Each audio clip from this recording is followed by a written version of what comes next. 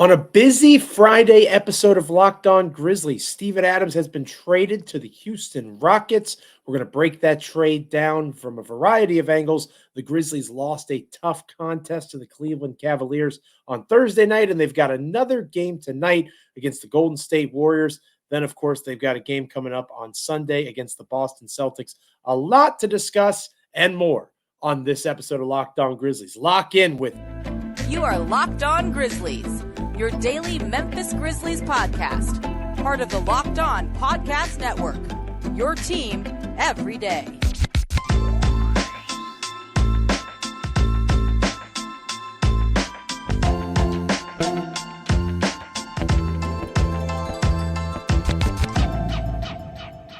It is a fantastic Friday to you and yours on this episode of Locked On Grizzlies. I am your host for this episode, Joe Mullinax, flying solo to Michael Cole of the Commercial Appeal there in Memphis, Tennessee. My co-host for this podcast, more often than not, has some beat writer things to do with the back-to-back, so not able to join us for this show, but it is I, Joe Mullinax, taking you through the next 30 minutes or so of Memphis Grizzlies basketball talk. Thank you so much for being here with me on this Friday edition of the program.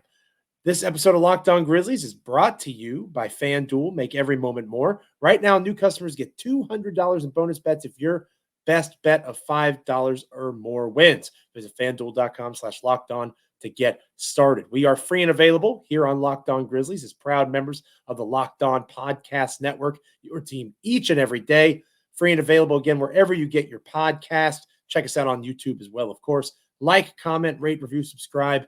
Continue to make us here at Locked On Grizzlies a part of your NBA and Memphis Grizzlies content consumption. And I'll be honest with you, dear listener, dear viewer, I went into this episode thinking that we were going to talk about Marc Gasol's retirement. I was excited. It's been announced for April 6th. Mike Conley and the Timberwolves don't play that night, assuming Conley's still on Minnesota by then. I'm assuming he will be because he's had a good season. You know, he could potentially be there and all the wonderful memories that keep flooding into my mind of Marc Gasol. But yet it's another now former Memphis Grizzlies big that we are going to lead off this episode of the show with. And that former big, of course, is Steven Adams. The news dropped before the Cleveland Cavaliers game that Steven Adams was being shipped out to the Houston Rockets.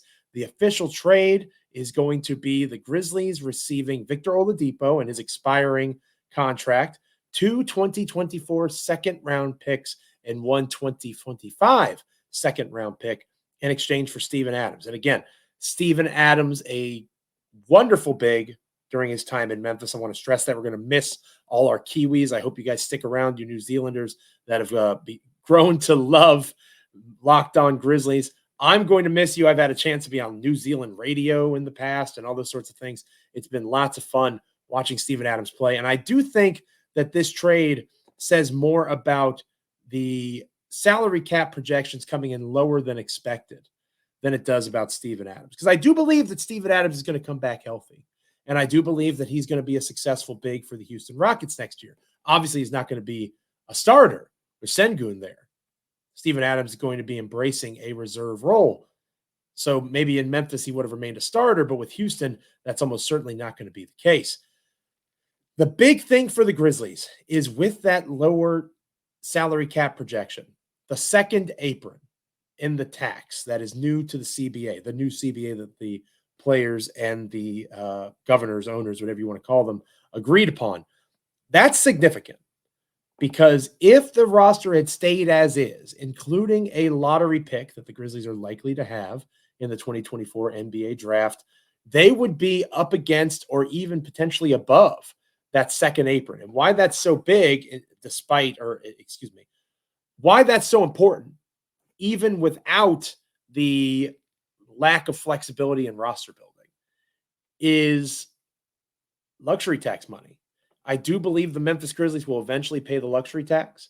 I don't think they're going to go past that second apron because it's extremely difficult in the market that the Memphis Grizzlies reside in to be a competitive roster building team while being over top of that second apron. It inhibits the kinds of trades you can do, the kinds of signings you can do in free agency. It really does put a damper on that process. So I think this was a trade that was more so in response to that. Now, obviously, more could come, Luke Kennard shouldn't feel safe, whether it's via trade or his contract being opted out of. That would put the Grizzlies almost completely out of the luxury tax. Same thing with John Konchar going into next season. I'm not sure that Konchar should feel safe with his contract extension. This is a money business deal.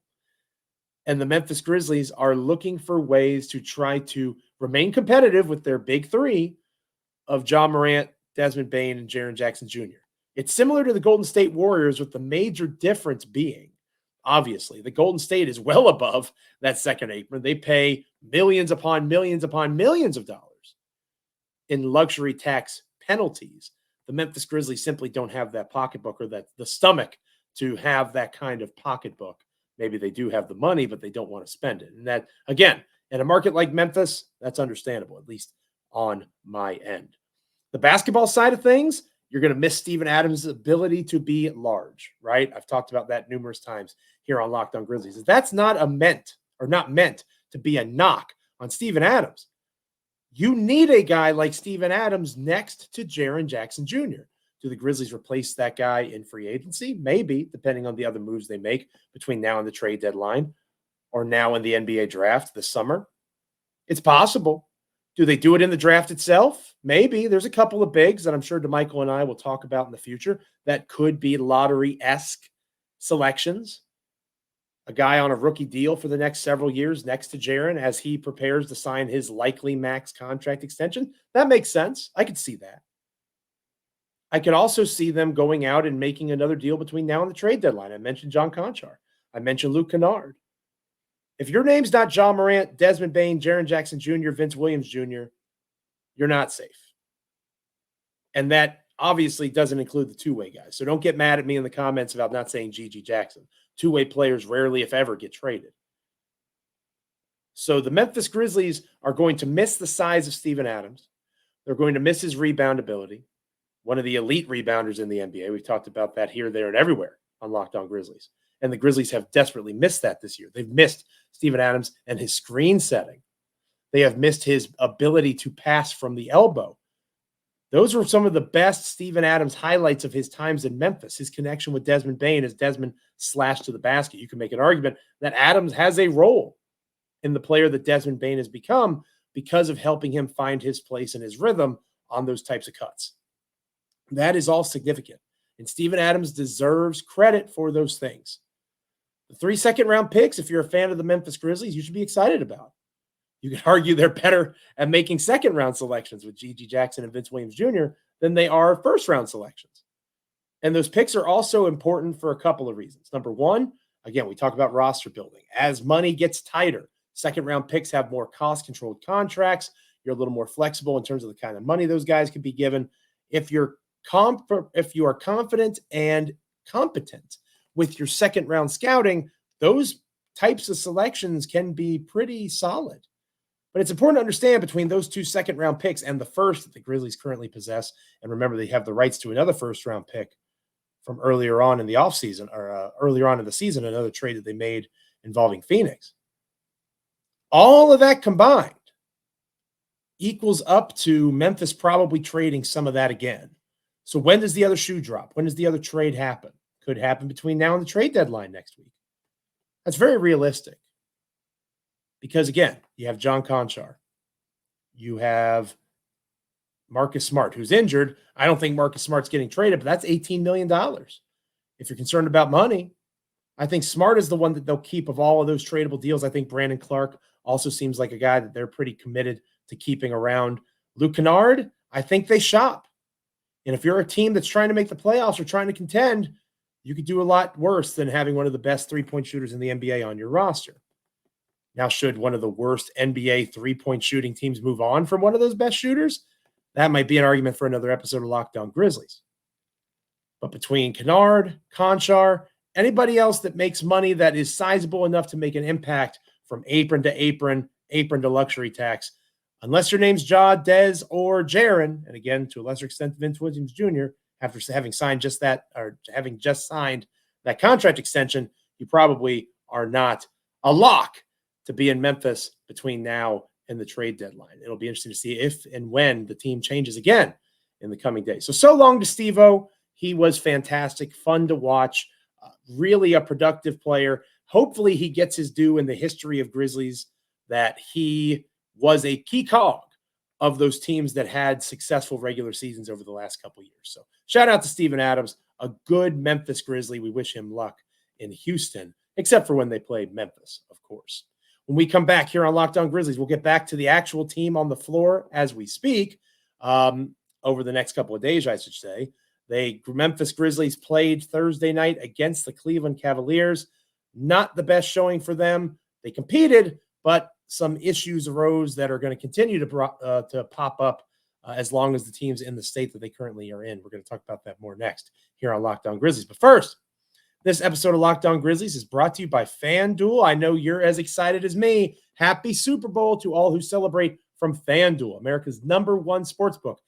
Super Bowl Sunday is about scoring the best seat on the couch, grabbing your favorite football snacks, placing some super bets. That's what it's about, at least to someone like me. And I have a feeling some of you are like me out there as well. FanDuel has so many ways for you to end the football season with a W or 2 or 3.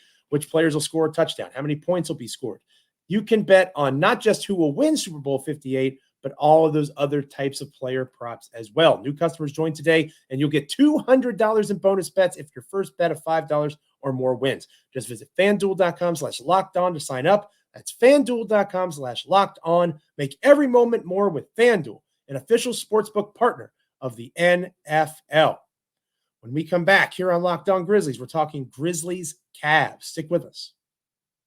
Welcome back to Locked On Grizzlies. I am Joe Mullinax, flying solo, no DeMichael Cole on this episode of the show. I am excited to be here with you, though, closing out another week. Obviously, Steven Adams and being moved, a bit of a surprising trade, right? DeMichael and I have talked about trade targets. I think we mentioned Adams in passing, not really considering him as an option to be traded at this point. One, because he's injured, but it makes sense that he got traded for another injured guy in Oladipo. And by the way, I don't anticipate Victor Oladipo playing very much in Memphis, if at all. He may not even report. It might be a buyout or waiving situation. He'll be on his way, and the Grizzlies will take their 3 second-round picks for an expiring, essentially, big man on his contract, at least expiring. A good one for Memphis. But again, I think it was probably a trade that both teams are going to be happy with at the end of the day. Both teams got what they wanted between the Grizzlies and the Rockets. Both teams did not get what they wanted when it was Memphis and the Cleveland Cavaliers taking on one another on Thursday night in Memphis. The Cavs got what they wanted. Cleveland got a big 108-101 win. It was not as good of a night for the Memphis Grizzlies. It was a good first half. The Grizzlies ended the half up 7 over Cleveland.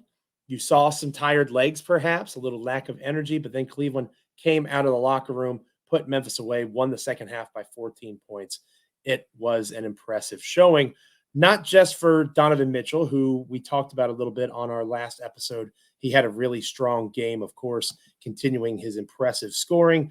It was also guys like Jared Allen, who got hurt in this game. That's something to keep an eye on for Cleveland moving forward. Hopefully it's not serious. It was guys off the bench like Karis LeVert, 16 points off the bench for the Cavaliers.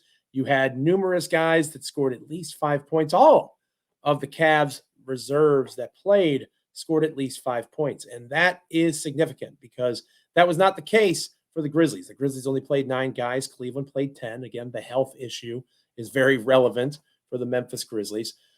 But the guys that did play off the bench, while the scoring wasn't that dramatically different, there was a pretty sizable gap. Cleveland's bench beat the Grizzlies' bench. It was the inefficiency that really hurt. You look at the numbers for Cleveland: 2 for 7, 2 for 4, 2 for 4, 6 for 10, 3 from 6 from the field. The Cleveland Cavaliers as a team almost shot 48% from the floor. The starters obviously did some pretty good things as well. The Grizzlies starters shot pretty well themselves. Jaren scores 25 points on 23 shots. You have Santi Aldama, who had a really strong game, 18 points on 12 shots, 4 for 7 from 3. John Conchar looked impressive, 6 rebounds, no assists, but a steal, 2 blocks, continuing to showcase his all-around game. Vince Williams Jr. continues to shine. Again, another 6 rebounds, really solid scoring, 5 for 10. Didn't have the best night from 3, but he was showing the ability to create off the dribble for himself, and that's important in the long term. Even Scottie Pippen had a strong night offensively. David Roddy, 1 for 12 from the field. for the Memphis Grizzlies. 1 for 12, only 2 points in 18 minutes played. Gigi Jackson led the reserves with 29 minutes played. Again, remember, Gigi Jackson, 19 years old, playing 29 minutes. He is on a two-way contract out of the G League. He's their lead reserve, their sixth man essentially right now. A tough offensive night for Gigi. So between their two main reserve offensive options, David Roddy and Gigi Jackson, 4 for 26 from the field. And again, you come to Locked On Grizzlies, you want hard-hitting analysis, you want data. I get that. And I provide that to an extent. I provide the funny ha-ha every once in a while, the things that make you roll or roll your eyes, perhaps. This is an entertainment show as much as it is a sports show. Sometimes it's as easy as your two leading reserves were 4 for 26 from the field. I don't need to bust out film clips for that one, ladies and gentlemen. I don't need to go and diagram an offensive play to say, I wonder why the Grizzlies lost. When you shoot that poorly from the floor, and it wasn't just those guys, the team as a whole shot 41% on 90 shots.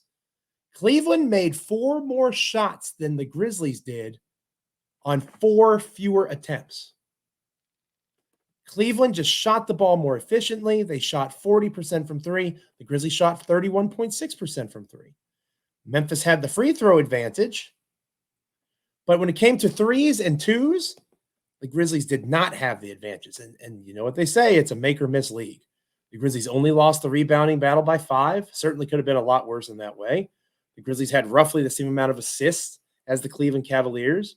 And it was a competitive game in that first half into the third quarter, right? I believe it was a 1-point game going into the final frame.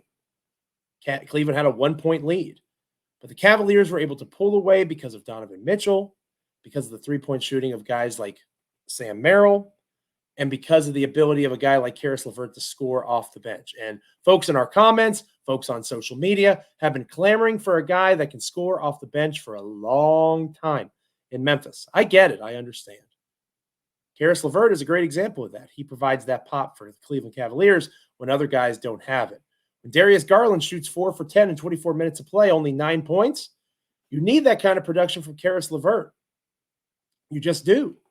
When Dean Wade is not the best producer of offense as a starter in 28 minutes of play, you've got guys like Niang and Okoro who can come in and be productive scorers for the Cavs. Memphis simply doesn't have that right now.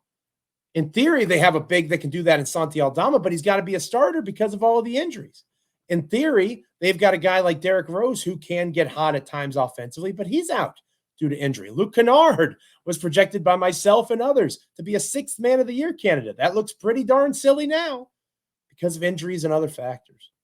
So the stark reality of the season kind of slapped Memphis across the face in this game, in my opinion. They competed. They defended well. Cleveland has had lots stronger offensive outbursts than this game. So the Grizzlies had some defensive solid moments, but they just don't have the firepower offensively to compete on a regular basis. They just don't. The good news is that defense can keep you in games, and that's going to continue to keep the Memphis Grizzlies in games. They might hang around against the Golden State Warriors tonight, which we'll talk more about here in a moment. They'll surprise you in that way. But who will be active? Who will be available? We'll talk more about that. In the Cleveland Cavaliers game, you had a superstar and Donovan Mitchell who made superstar plays. Jaren Jackson Jr. had a strong outing, but he is not to that level, especially as a guard, obviously, a perimeter-based player. And the guys after Jackson Jr. simply were not as good as the guys after Mitchell. Mitchell and Jackson Jr. both scored 25 points. But Jaren doesn't have the support. He has guys that are giving their best. He has guys that I think are doing their darndest to execute and find their way.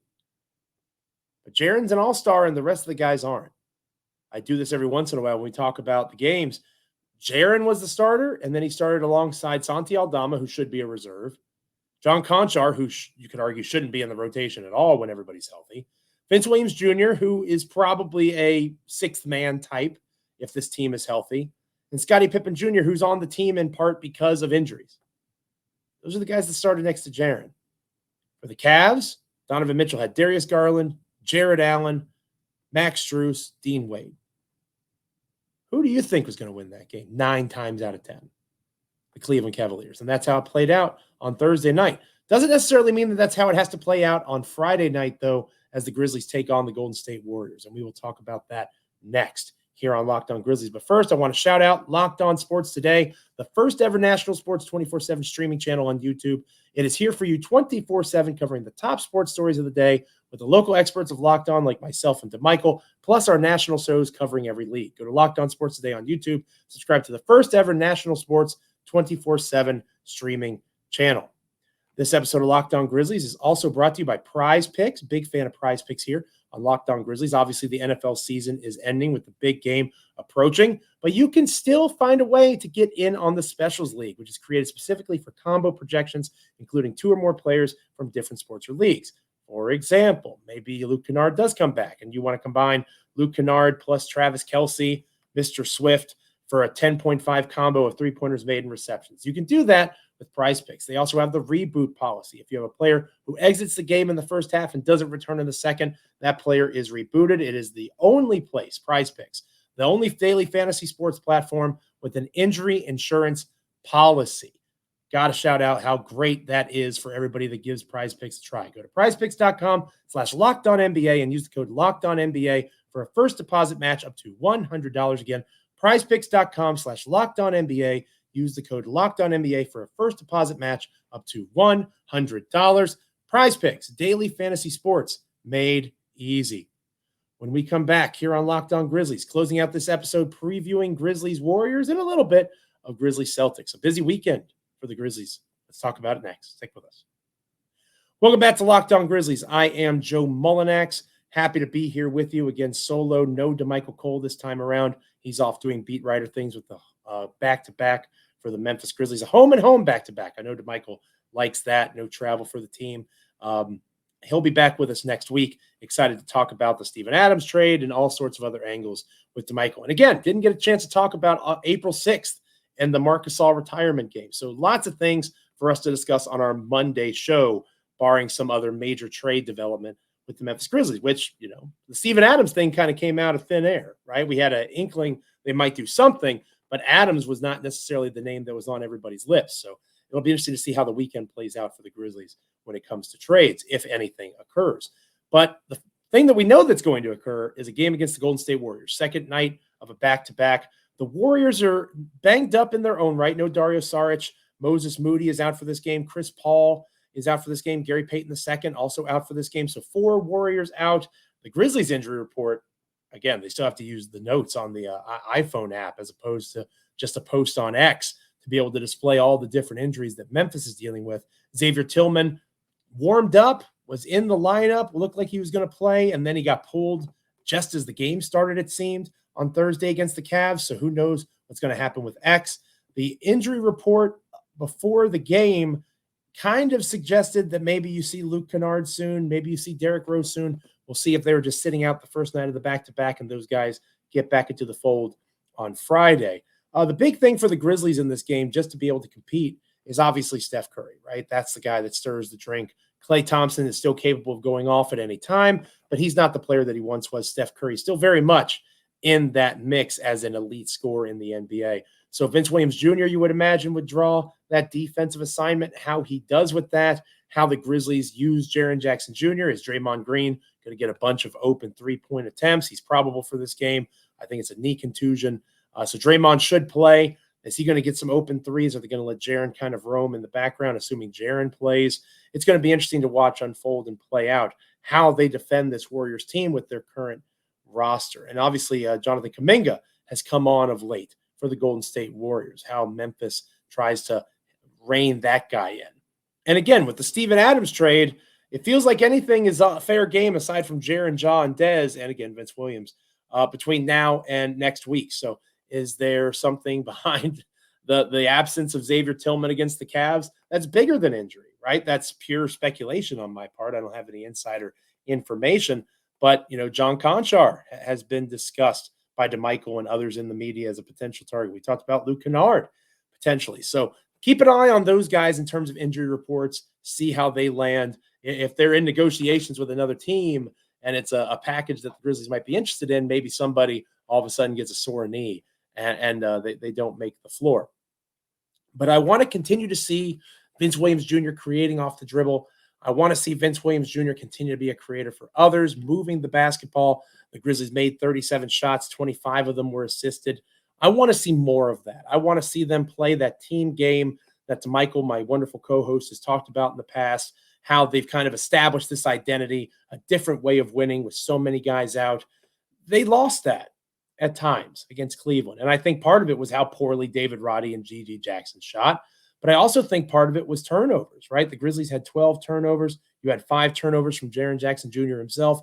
You can't have that many turnovers from a guy that you're so dependent on in terms of creating offense. He had 5 assists, continued growth as a passer and creator off the dribble for himself as well as those around him. That's a major positive. DeMichael and I have talked about that a ton.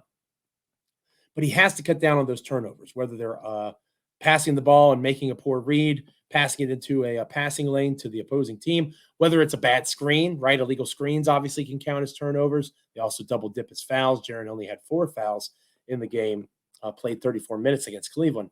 But limiting those turnovers, protecting those possessions, and trying to get out and create even more steals, right? That's a significant piece of this. Only 9 steals for the Memphis Grizzlies, 12 blocks, so 21 total stocks. That's an impressive number, only 14 for Cleveland. So continuing to disrupt offenses through those means, I think Parker Fleming, my good buddy, and DeMichael's buddy as well, from my GBB days, Parker Fleming calls them defensive events, right? Whether it's a deflection, anything that can disrupt the rhythm of a team like Golden State is extremely significant because that is a team that when in rhythm, especially somebody like Klay Thompson, they're extremely difficult to stop.